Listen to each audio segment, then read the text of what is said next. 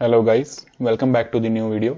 तो आज हम डिस्कस करने वाले हैं यहाँ पे साल के आखिरी वीकली करंट अफेयर्स और काफ़ी इंपॉर्टेंट सेशन रहने वाला है ये। तो हमें आप इंस्टाग्राम पे फॉलो कर लीजिएगा। करंट यहाँ पे मैंने यूज़र नेम दिया है हमारे इंस्टाग्राम पेज का, हमें आप फॉलो कर सकते हैं। और यहाँ पे ये यूट्यूब पेज नेम है हमारा, यूट्यूब के ऊपर आप हमें जरूर फॉलो कीजिएगा जहाँ पे ये वीडियो जाने वाला है। ओके, और काफ़ी इंपॉर्टेंट करंट अफेयर्स रहने वाले हैं। तो let's move on to the first question.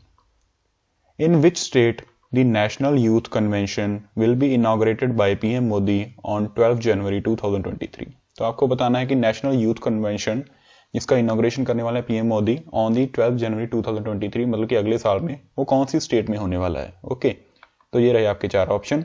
यहाँ पे जो आपका सही उत्तर है वो है कर्नाटका। कर्नाटका में होने वाला है ये national youth convention on the 12 January 2023। Okay, तो इसमें होगा क्या बेसिकली, और ये होगा यहाँ पे 12 जनवरी जब होती है हमारी बर्थ एनिवर्सरी होती है स्वामी विवेकानंदा जी की, उनकी बर्थ एनिवर्सरी के ऊपर ये यूथ कन्वेंशन हो रहा है।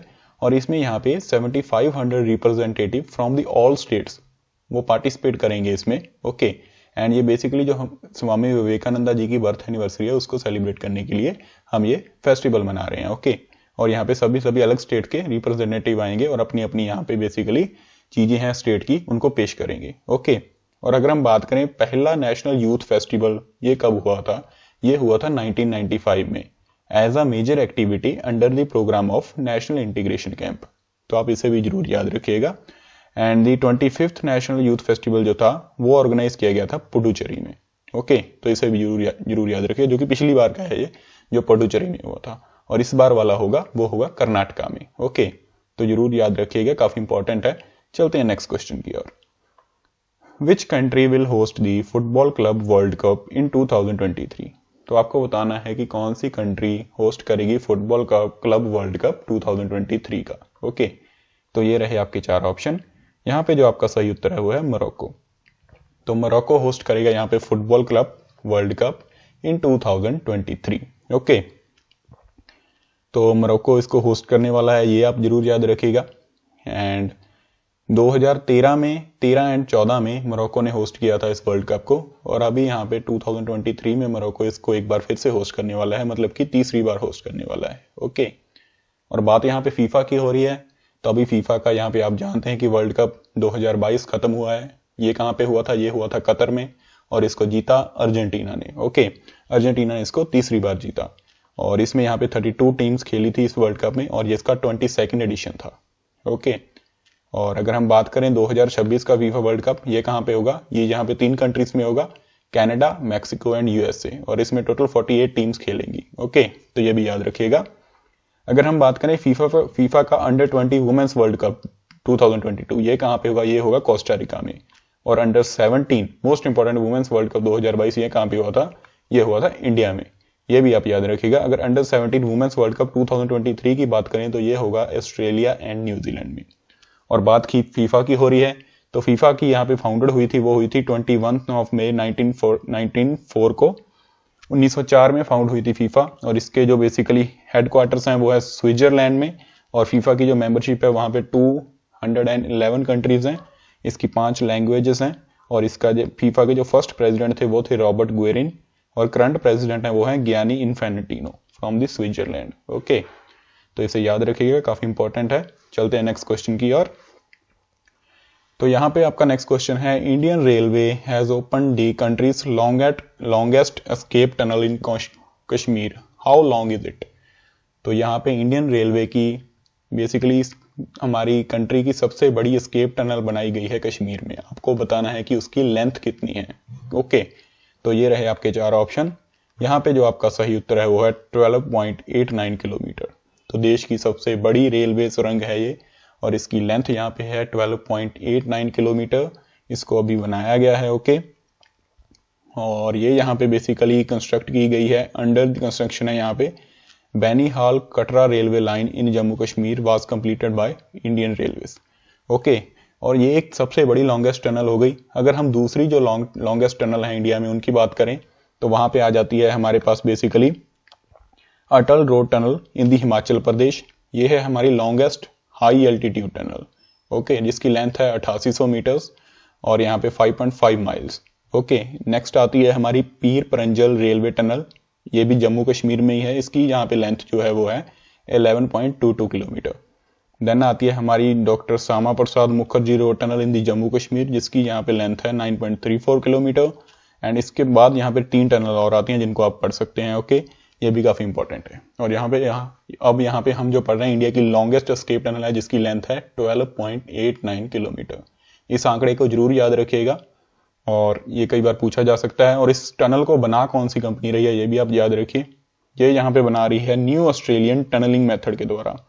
इसको बनाया जा रहा है new Austrian tunnelling method, which is a modern technique of drill and blast process. Basically drill and blast process है, ये टेक्नोलॉजी यूज की जा रही है इस टनल को बनाने के लिए। ओके, तो याद रखिएगा, काफी इंपॉर्टेंट है। यहाँ पे बनाई गई है ये जम्मू एंड कश्मीर में और इसकी लेंथ है 12.89 किलोमीटर। ओके, तो चलते हैं नेक्स्ट क्वेश्चन की ओर। Who has been given the साहित्य अकादमी अवार्ड 2022 फॉर हिंदी लैंग्वेज। तो आपको पता है कि साहित्य अकादमी अवार्ड दिए जाते हैं साल के एंड में और ये यहाँ पे 23 भाषाओं में दिए जाते हैं। आपको बताना है कि हिंदी लैंग्वेज का जो अवार्ड है वो किसको दिया गया है। ओके, तो ये रहे आपके 4 ऑप्शन।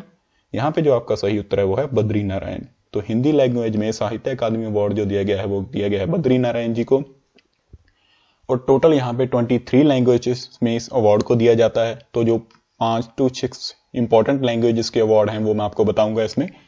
तो फर्स्ट हम हिंदी के बारे में डिस्कस कर लेते हैं। तो ये दिया गया है बद्री नारायण जी को फॉर हिज पोइट्री तुमाडी के शब्द। ओके, तो अगर हम बात करें पंजाबी लैंग्वेज की तो ये इसमें यहाँ पे दिया गया है शॉर्ट स्टोरीज, जिसको लिखा गया है सुखजीत जी के द्वारा और उनका नाम है मैं आयंगोश नहीं। ओके, तो पंजाबी में ये अवार्ड दिया गया है सुखजीत को। तो नेक्स्ट हम बात करें तमिल लैंग्वेज की तो वहां पे काला पानी नॉवल है, जिसको लिखा गया है एम राजेंद्रन जी के द्वारा, उनको ये अवार्ड दिया गया है तमिल लैंग्वेज के लिए। और ख्वाब शराब यहाँ पे उर्दू का एक नॉवल है और जिसको लिखा है अनीस अशफाक जी ने, तो उनको यहाँ पे उर्दू का ये अवार्ड मिला है उर्दू लैंग्वेज में। एंड नेक्स्ट यहाँ पे इंग्लिश की बात करें तो ये नॉवल है all the lives we never lived. Okay, जिसको लिखा है अनुराधा रॉय ने, तो उनको इंग्लिश लैंग्वेज में ये साहित्य अकादमी अवार्ड दिया गया है। तो ये 6 तो आपको याद रखने हैं, ये मोस्ट इंपॉर्टेंट है। ओके, एंड यहाँ पे इनके नॉवल के नाम भी अगर आप याद रख सकते हैं तो बहुत इंपॉर्टेंट है, क्योंकि कई बार क्या होता है ना एग्जाम में, ये जो एग्जाम डालने वाला बंदा है वो ये सोचता है कि ये उनके नाम जिन्होंने लिखा है वो तो सब याद करेंगे, लेकिन लिखा कौन से नॉवल को दिया गया, कौन से नॉवल के लिए दिया गया है अवार्ड, वो कई बंदे याद नहीं रखते। तो वो कई बार नॉवल ही पूछ लेते हैं कि कौन से नॉवल के लिए उनको ये अवार्ड मिला है। ओके, तो नॉवल को भी याद रखने का आप ट्राई कीजिएगा, कई बार वो भी पूछ लिया जाता है। ओके, तो अभी हम साहित्य अकादमी की बात हो रही है, तो साहित्य अकादमी की यहाँ पे एस्टेब्लिश हुई थी, वो हुई थी यहाँ पे इंडियन गवर्नमेंट के द्वारा ऑन 12 मार्च 1954। तो ये भी आप याद रखिएगा, काफी इंपॉर्टेंट है। Let's move on to the next question. Who became the costliest player in the IPL history during the recent IPL auction. तो अभी यहाँ पे आईपीएल की ऑक्शन हुई थी, तो आपको बताना है कि कौन से खिलाड़ी सबसे महंगे बिके हैं उस ऑक्शन में। ओके, तो ये रहे आपके 4 ऑप्शन। यहाँ पे जो आपका सही उत्तर है वो है Sam Curran. Sam Curran England के प्लेयर हैं ये, और ये अभी यहाँ पे आईपीएल में सबसे महंगे प्लेयर बने हैं ये बिकने वाले। और यहाँ पे इनको खरीदा गया है रिकॉर्ड 18.50 करोड़ में। ओके, इससे पहले का रिकॉर्ड था, वो नाम था क्रिस मॉरिस के नाम था, जिनको यहाँ पे 16.25 करोड़ में खरीदा गया था। और अभी इनको यहाँ पे जो सैम करन है इनको खरीदा गया है 18.50 करोड़ में। तो ये काफी रिकॉर्ड है और ये सबसे महंगे प्लेयर बन गए यहाँ पे बेसिकली आईपीएल ऑक्शन के। और अगर हम बात करें ये इंग्लैंड के प्लेयर हैं, तो इंग्लैंड के अभी हम करंट अफेयर्स में जान सकते हैं, इंग्लैंड ने अभी T20 वर्ल्ड कप जीता था। ओके, तो वहां पे ये मैन ऑफ दी सीरीज भी बने थे वर्ल्ड कप में, और इसी कारण अभी इनको सबसे बड़ी बिड भी मिली है आईपीएल में। ओके, तो ये ऑलराउंडर प्लेयर हैं और ये फाइनल में सबसे अच्छा प्रदर्शन रहा था इनका ऑस्ट्रेलिया के खिलाफ, और इंग्लैंड ने बेसिकली ये वर्ल्ड कप जीत लिया था और ये मैन ऑफ दी सीरीज रहे थे। तो इसे याद रखिएगा, काफी इंपॉर्टेंट है। चलते हैं नेक्स्ट क्वेश्चन की ओर। For the first time Veer guardian air exercise will be conducted between India and which country. तो आपको एक वीर गार्डियन एयर एक्सरसाइज है, आपको बताना है इंडिया और कौन सी कंट्री के बीच में अभी कंडक्ट की गई है। तो ये रहे आपके 4 ऑप्शन। यहाँ पे जो आपका सही उत्तर है वो है जापान। जापान और इंडिया के बीच में ये वीर गार्डियन एक्सरसाइज कंडक्ट की गई है, और ये बेसिकली एयर एक्सरसाइज है, ये जरूर याद रखिएगा, इंपॉर्टेंट है। और ये यहाँ पे कंडक्ट की जाएगी from the January of 16 to the 26 of January. Okay, और काफी इंपॉर्टेंट है ये। और इंडियन एयरफोर्स यहाँ पे, इंडियन एयरफोर्स की अगर हम बात करें, उनकी बात हो रही है, तो इंडियन एयरफोर्स के यहाँ पे हेडक्वार्टर्स हैं वो न्यू दिल्ली में, और एयरफोर्स डे हम मनाते हैं यहाँ पे 8 अक्टूबर को, और 1932 में इंडियन एयरफोर्स की स्थापना हुई थी। और अभी यहाँ पे जो बेसिकली इनके डिफेंस स्टाफ के जो बेसिकली चीफ हैं वो हैं जनरल अनिल चौहान, तो ये याद रखिएगा। चलते हैं नेक्स्ट क्वेश्चन की ओर। Who is the only woman to feature in the Forbes Top 25 Highest Paid Female Athletes? तो आपको बताना है कि कौन सी इंडिया की वुमेन एथलीट हैं जो यहाँ पे फॉर्ब्स की top 25 highest paid female athletes की लिस्ट में आई हैं। ओके, तो ये रहे यहाँ पे आपके 4 ऑप्शन। तो यहाँ पे आपके 4 ऑप्शन में फर्स्ट है PV Sindhu, then Saina Nehwal, then Sania Mirza, then Jhulan Goswami. तो यहाँ पे जो आपका सही उत्तर है वो है PV Sindhu. PV Sindhu top 25 highest paid female athletes की लिस्ट में आई हैं यहाँ पे इंडिया की तरफ से। ओके, तो पीवी सिंधु को आप सभी जानते हैं, ये काफी इंडिया की बेस्ट बैडमिंटन प्लेयर हैं। ओके, और अभी ये इस लिस्ट में भी आ गई हैं। और इस लिस्ट को टॉप किसने किया है? इस लिस्ट को टॉप किया है नाओमी ओसाका ने, जो कि हैं जापान से, और इनकी यहाँ पे नेटवर्थ जो है वो है 51.1 मिलियन। ओके, और अगर हम पीवी सिंधु की बात करें, उनकी यहाँ पे नेटवर्थ है जो है वो है 7.1 मिलियन। ओके, और नाओमी ओसाका जिन्होंने इस लिस्ट को टॉप किया है वो यहाँ पे बेसिकली बिलोंग करती हैं, कौन सी स्पोर्ट्स से बिलोंग करती हैं? टेनिस से। ये भी आपसे पूछा जा सकता है कि नाओमी ओसाका जिन्होंने इस लिस्ट को टॉप किया है वो कौन सी स्पोर्ट्स के साथ संबंध रखती हैं? तो वो टेनिस के साथ संबंध रखते हैं, इसको भी जरूर याद रखिएगा। और सिंधु की बात करें तो इन्होंने यहाँ पे 2016 में टोक्यो ओलंपिक्स में सिल्वर मेडल जीता था, एंड 12वीं लिस्ट में, तब ये यहाँ पे उस लिस्ट में 12वें नंबर पे थी। ओके, और अभी ये इस लिस्ट में 12वें नंबर पे हैं बेसिकली, जिसमें जिसको नाओमी ओसाका टॉप कर रही हैं उस लिस्ट में हमारी पीवी सिंधु जो हैं वो 12th नंबर पे हैं, और इन्होंने यहाँ पे 2016 के टोक्यो ओलंपिक में सिल्वर मेडल जीता था। तो इसे याद रखिएगा, काफी इंपॉर्टेंट क्वेश्चन है गाइस, ये पूछा जा सकता है।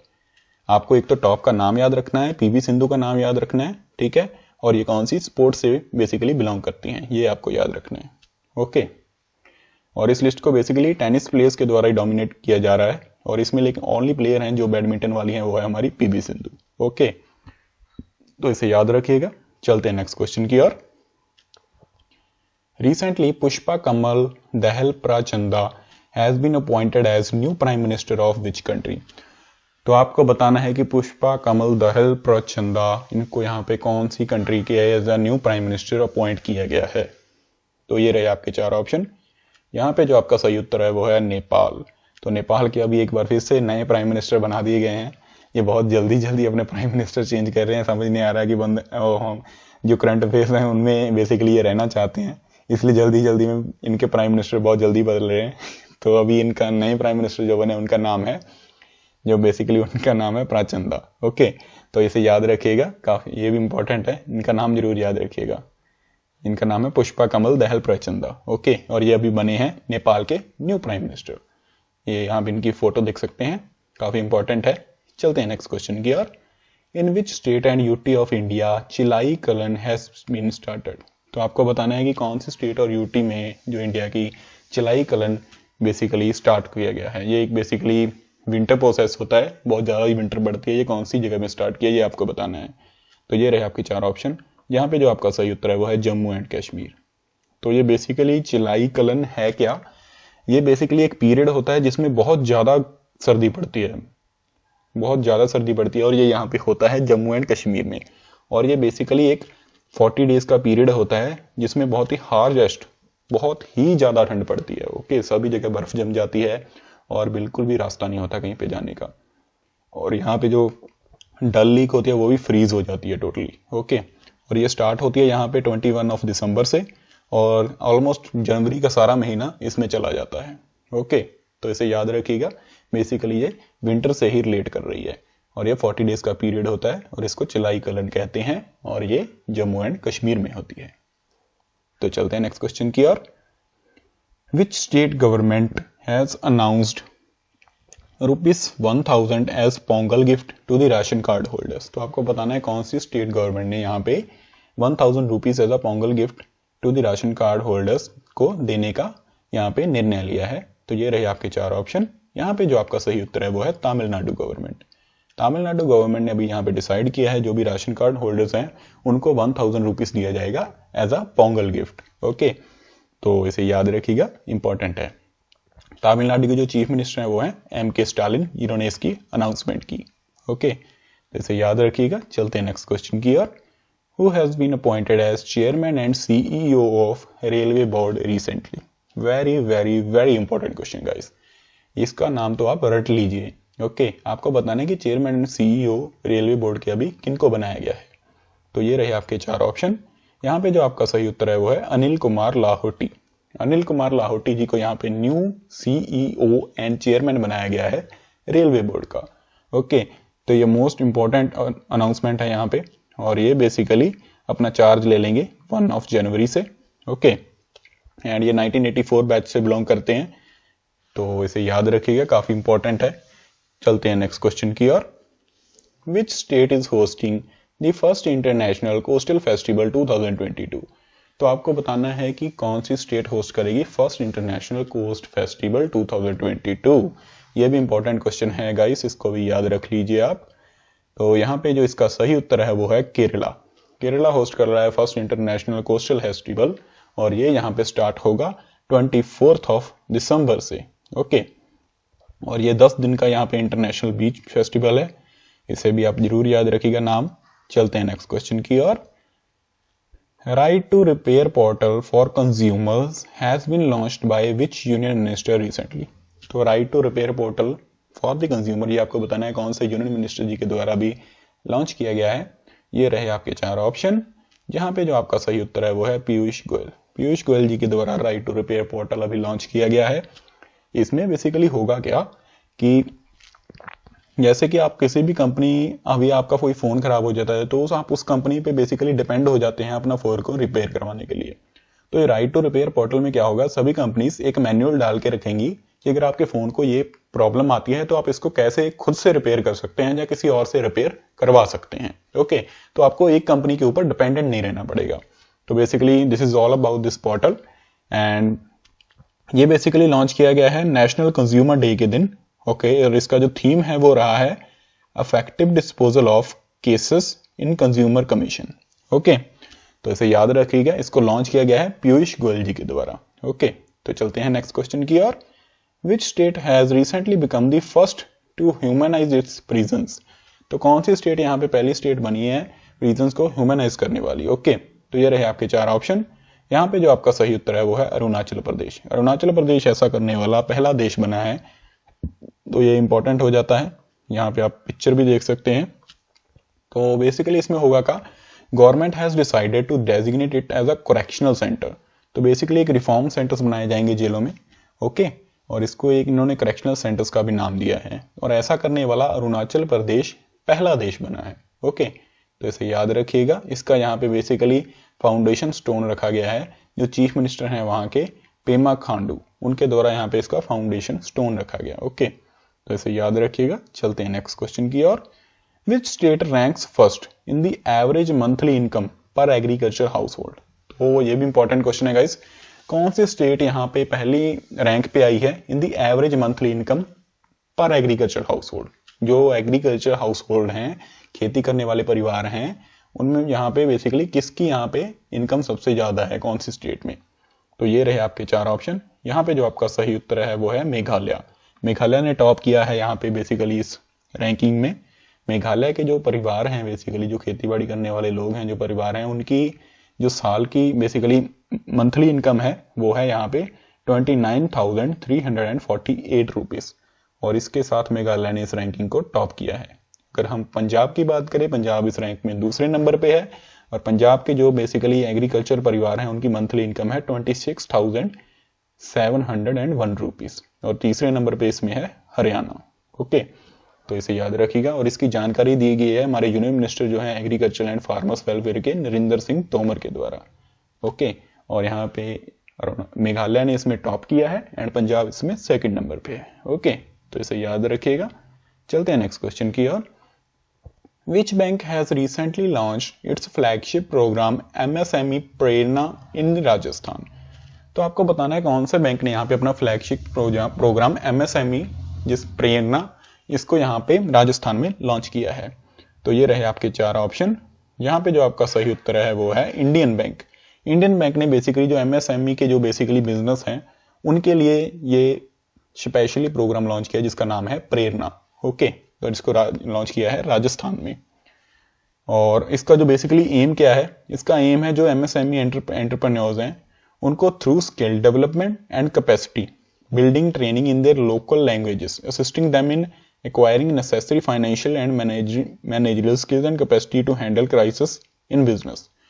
तो बेसिकली इसका एम क्या रहने वाला है कि जो जितने भी यहाँ पे हमारे एंटरप्रेन्योर्स होते हैं, एमएसएमई का बिजनेस शुरू करते हैं, उनको फाइनेंशियल एंड मैनेजरियल स्किल्स के द्वारा उनको ट्रेन करना कि कैसे आप अपने बिजनेस को आगे बढ़ा सकते हैं और उनको फाइनेंशियली भी एट अ टाइम सपोर्ट करना। ओके, तो इसे आप याद रखिएगा, इंडियन बैंक के द्वारा राजस्थान में लॉन्च किया गया है। और अगर हम बात करें यहाँ पे इंडियन बैंक की, तो इंडियन बैंक ने ऑन 1 अप्रैल 2022 इलाहाबाद बैंक के यहाँ पे इनके साथ मर्ज हो गया था। और यहाँ पे इंडियन बैंक की बात करें, इसके हेडक्वार्टर्स हैं चेन्नई में एंड इसके जो भी सीईओ हैं वो हैं शांतिलाल जैन।